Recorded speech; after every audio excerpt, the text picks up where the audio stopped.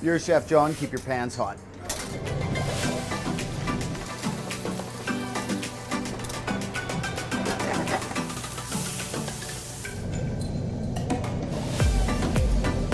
Now you guys are moving.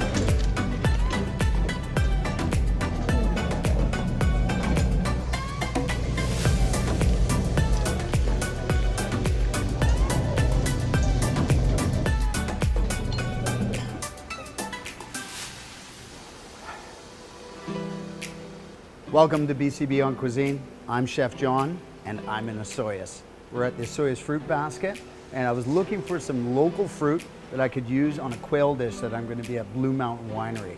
As we're looking around the fruit stands, I found this one particular fruit, and it is local cherries. They're grown here. Fantastic, nice, plump, juicy, big cherries, and they've just started the season. Oh yeah. They're juicy already. I think this is gonna go great with a spiced cherry chutney. We'll do it with the grilled quail. So let's head to Blue Mountain and get cooking.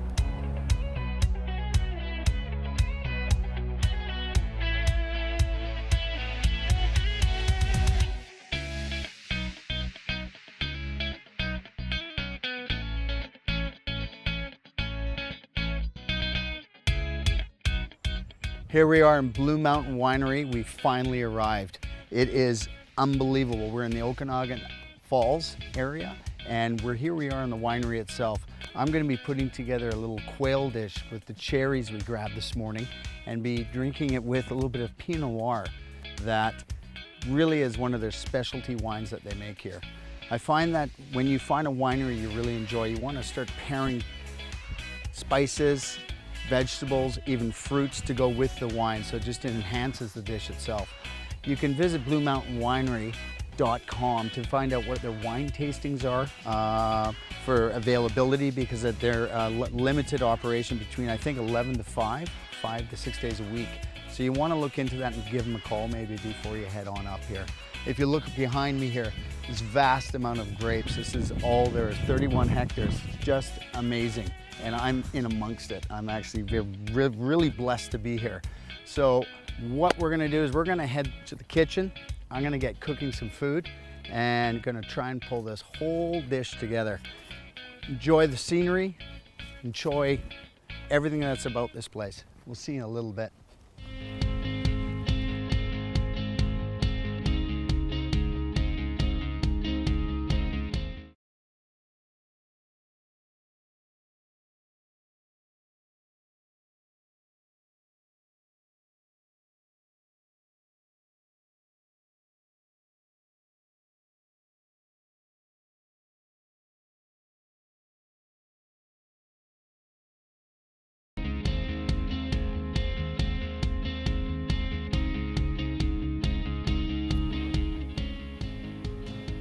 I'm making quail. We've got cherries that we got this morning at the little market down the street. We got some Pinot Noir at Blue Mountain. We got our quails, and we're gonna make a spicy cherry chutney with a roasty potato, and I'm gonna get you right into it. We pre-started the roasty potato, and basically I've done it with potatoes and pressed it with some sage and some apple smoked bacon, and I've just pressed it down and worked it and cooked it slowly.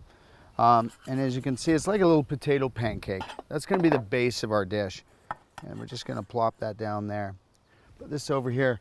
Now let's get started making our spicy cherry chutney. I've got a big pan. I wanna get some good heat to try and light this thing in the middle of the wind here. There we go. So I got a big heavy quart pan that's gonna hold the heat to make this chutney. We're gonna work it down. We'll go through the ingredients, what we got. We've got, let's start with the shallots, or you can use a red onion or a white onion. I like to use shallots. We got some brown sugar. I got some allspice, some apple cider vinegar, some cardamom. We got some spice. I'm using sambal wallach today. You can use dried chilies. You can use a fresh chili if you want, but I thought we'd do it's something a little bit simpler that you might have in your fridge at home. Some fresh sage. I got some ginger, some dried figs here you can buy in the store. It's nice. And of course, our star of the show, the cherries. Oh, they're good. They're really good. So let's get started with making our chutney. We're going to take a little bit of olive oil, just a little bit, extra virgin if you want, and working with a bit of wind and a little bit of dynamics here on the wine keg here. So we're going to try and, so what I'm going to do is I'm going to build the dish up. I'm going to start with my shallots. I'm going to caramelize them a little bit, and I'm going to start adding my spices and then add my sugars. If I add my sugars too soon, they'll start to burn. So it takes a little bit of time to build this. It'll take probably around 20 minutes to cook this. Let's get our shallots in there.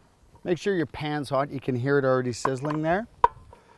And I like to season my onions as soon as I start. Not too much, just a little bit. Let's get something going on there. Now, chutneys are a thing of time and labor. You don't want to rush into it. You can't just quickly saute the onions and then add things because it won't break down properly. You want to get the flavors out of each component. So you can see there, just moving them around. Turn up the oven here, the monster burner that we got going on here. Next, what I'm going to do is I'm going to add some cardamom. And the cardamon's going to break down as I cook it, and it'll soften up over a 20-minute period of time. You can grind it and crush it. I'm going to add the seeds right into it. So I'm going to take about 3 should be enough. Get those going. And I'm going to take some allspice. You can also use a bit of nutmeg and cinnamon if you want. Just going to lightly put some in there. Going to cook it out. And you just want to keep the pan moving as well. So you're starting to smell the aromatics. It's coming out of the pan. It's just, oh, it's so good right now. Very good. I'm going to take my ginger, and I kept the ginger in a whole piece like this. And what you can do at home, you can take your ginger and take a piece, throw it in the freezer. And then, because we don't always have ginger lying around, if you leave it in the fridge, it's going to get dry and gross, and you won't be able to shave it. So what I do is throw it in the freezer, take it out, peel it. This one is fresh. Just a little hint from home. Hint for home, I mean, for using ginger. You can also buy pureed ginger already done if you want. It'll probably be a little expensive. Using the raw product would be perfect. So that's all I need. And again, moving the onions. Starting to gain that nice little color going on there. And then I'm going to go and add my figs.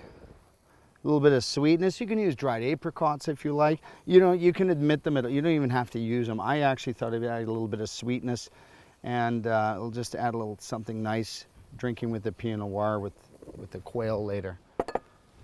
And then I'm going to add my heat. Be careful with this. It's better to add more later than too much at the beginning. So for this amount, I've got about 2 cups of cherries. I used a tablespoon, not even, as you can see, not a lot. So I'm gonna move that around. Again, I don't want the pan to sit. As soon as we add the cherries and the sugar, we add our liquid, we're good to go. We're gonna add our beautiful cherries. And this dish can be pre-made up and put in the fridge. You can keep for 2 to 3 weeks. Not a problem as long as it's properly covered. You can pre-make it up so you're not doing it on the day of a big cooking and you're cooking everything at once. It can be a little bit stressful. So move the stove back. There we go. Now I'm going to add my brown sugar. And brown sugar is one of those things we keep at home. We don't never wrap it properly, so you can always put a piece of bread inside the bag and it'll keep it moist. Another little tip from John. There we go. So cherries, we got all our ingredients in there, and now our apple cider vinegar. I got about a half a cup, 3/4. And now I'm just going to cover this, stir it up a little bit. I'm going to cover this, and we're going to let it break down. We're going to let the heat do the work. Put the lid on there, and we're going to check that in about 2 or 3 minutes. So let's go back to the quail. star of the show. People think, oh, these poor little things. These are local quails. You can get them at your butcher. You will have to maybe specially order them in. Not every store has them. I find that the quails, you can have them deboned. They're kind of like a mini chicken. This is the spatchcock style, which the boys like to hear that. And basically it is sleeve to bone. They've taken out the center breast. There is some bones in here, and here, and you'll need those to pick them up to chew on them. And we like to make those kind of crispy. Quail has kind of got, not wild, but a little bit stronger flavor than a chicken. I think it'll go really well with the Pinot Noir, a little stutter there, a little Pinot Noir, and the cherries as well. So kind of, again, foraging using products that we have within the community itself here in Blue Mountain. So let's quickly go back to here. As you can see, it's slowly breaking down. The wind is a slight factor tonight, or today. So keep that going. With these, I am going to season them with salt and pepper. You can add a little bit of lemon juice if you want, just before searing. I like a hot pan with a little bit of oil, and just going to get it nice and crispy. Going to cook them on one side, flip them over, and once we flip them over, we're going to flip them back and then slowly slow down the heat. I find that cooking quail is delicate. A lot of people think they have to cook it right through. You can cook it medium, which is fine. We sell it at the restaurant, the Seahorse Grill medium. By the time you get it with the sauce poured over it, it starts to cook right through. You don't want to, just make sure there's no blood in it. And now, as that's coming, you see, I'm going to add some orange back to here. I'm going to get the oils out of the orange, the zest, and now it's smelling. Oh man, does this smell good. Just, again, just using what I need. You can eat the orange later. There we go. So, when we come back from commercial, I'm going to get going and cooking the quails. See you in a little bit.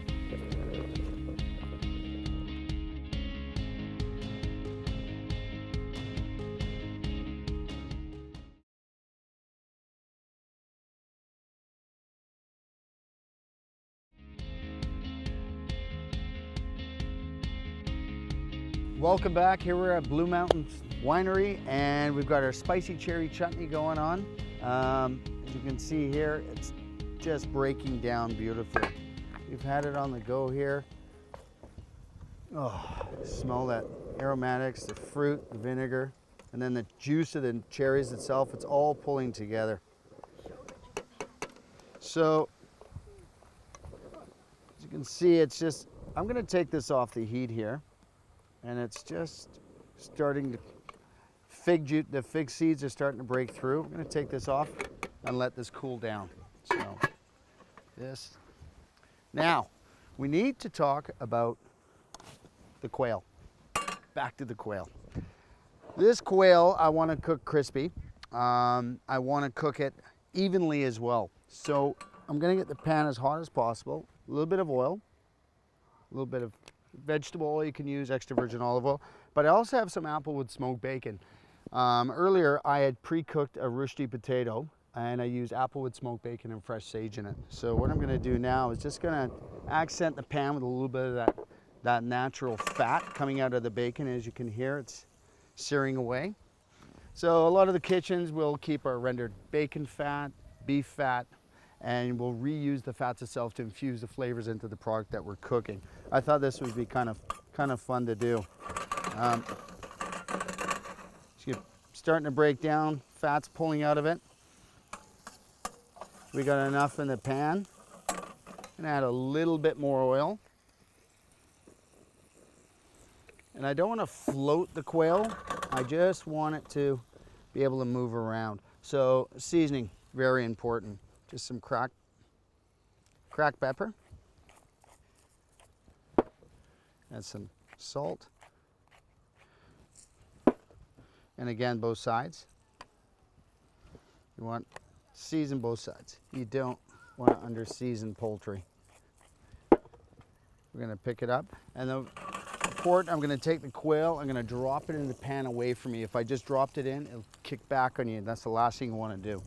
So, laid it in there. I'm gonna sneak 2 quails in there. Already you can see the fat starting to congeal up and it's pulling together. That means it's getting crispy. So, there we go. You get that one going. These quails here will take probably around 7 to 8 minutes cooking. If you're standing there just staring at them, you can just kind of move the pan once in a while, just make sure they're not burning on one side, and just check underneath. It's going to be crispy on one side. You can add a little bit of lemon juice if you wanted to crisp the skin up, but because I'm doing it in the pan with the bacon fat, I thought we just keep it all in one pan. Now, back to the roasty. Oh, there's a little quail breast, tiny little thing. Here we go, the roasty potato. Something that we do at the restaurants, kind of a Swiss Germanic kind of dish. You take some potatoes and you grate them. You just don't wash the potato, you need the natural starch. You take some fried bacon and a little bit of parsley, and I use fresh sage. Spun them around, squished it together in a pan and pre-seared it and flipped it over. And that's what the quails are going to be served on. Yeah. So, as you can see, you can come out of the pan just nice. We're going to be pairing this with a Pinot Noir. I thought the quails would be with the cherry juice, again, from the area itself, will go really well with the Pinot. It's a 31-hectare site out here. They've been farming since 1991. Great people. They were really generous to let us on their farm and let us cook literally in their winery itself. I find that most people up here are very, very, very accommodating. They want to show what they can do. And I thought it'd be also kind of neat to show what it has to offer in the Okanagan. As a kid, I used to come up here and play a lot. We used to go to the lakes and also the beaches. And you know what? Coming up here as an adult, it's just fantastic. Now the quails here I've turned over. You see they're starting to get a bit of color. And just turning. And I gotta move it around. Just don't throw it in the pan and stand there. It's not gonna cook itself, all right? So you gotta work a little bit. And again, another minute or 2 on that side. So what I'm planning to do is take the quails, place them over top, and we're gonna take this beautiful cherry chutney that we made. As you can see, it's just starting to set up now. And we're gonna drink a little bit of Pinot Noir. I find that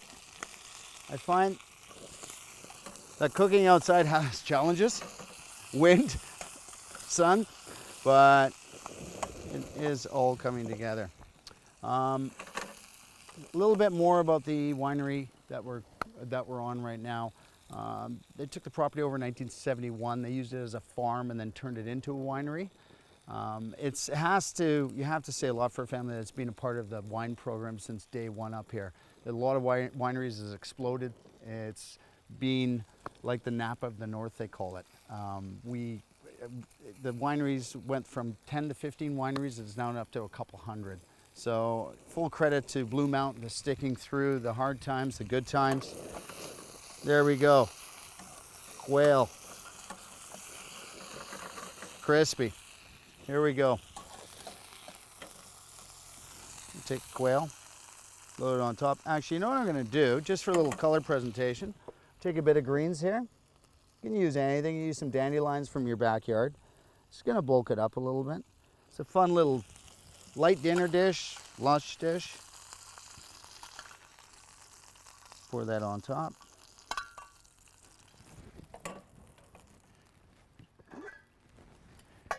And then we can take our cherry chutney.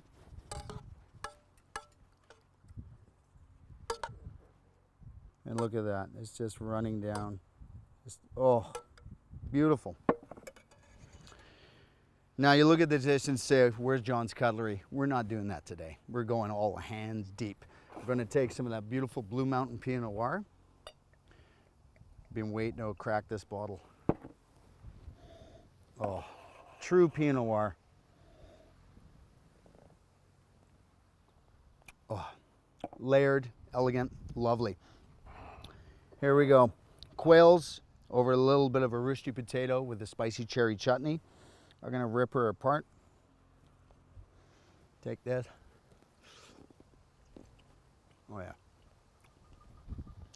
Oh, it's got some spice too. Thanks for joining us at BC Beyond Cuisine. We'll see you another time.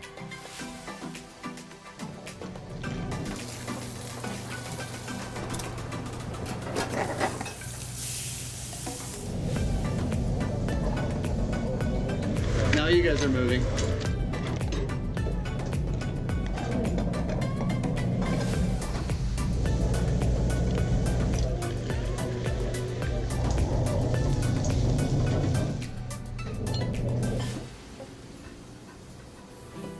Keep your pans